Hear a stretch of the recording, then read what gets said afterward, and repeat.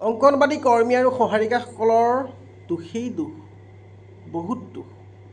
তেওঁলোকৰ দুখটো চাবলৈ গ'লে অবাৰ কোনো পাৰেই নাই তেওঁলোকৰ দুখ। ইয়াৰ মূল উদ্দেশ্যটো হ'ল দৰমহা। মূল কাৰণটোৱে হ'ল দৰমহা। কাৰণ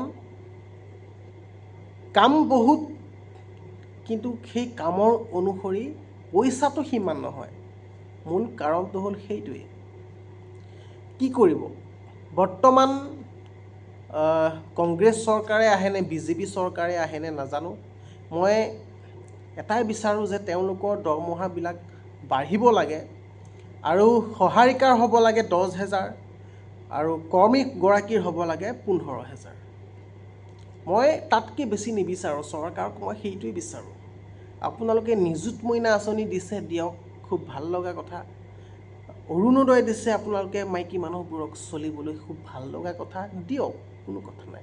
কিন্তু এই দিনে ৰাতিয়ে চৰকাৰী সৰু সৰু যিবোৰ চৰকাৰী চাকৰি কৰি আছে, যেনে আশা কৰ্মী আৰু মধ্যাহ্ন ভোজনৰ আইসকল, তেখেতসকলৰতো কিমান কষ্ট হয়, হয়নে নহয়?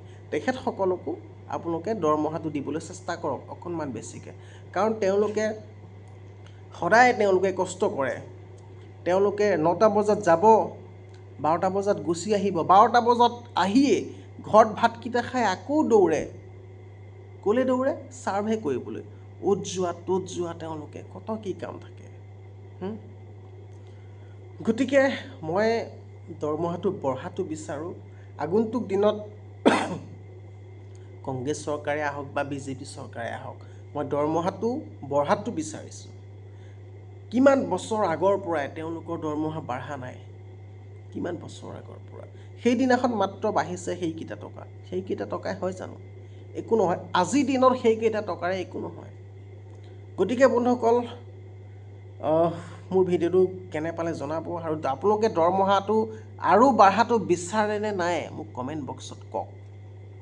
ঠিক আছে। তো বন্ধুসকল, আজিলৈ ভিডিঅ'টো ইমানেই। নেক্সট ভিডিঅ'ত আকৌ লগ পাম। ধন্যবাদ।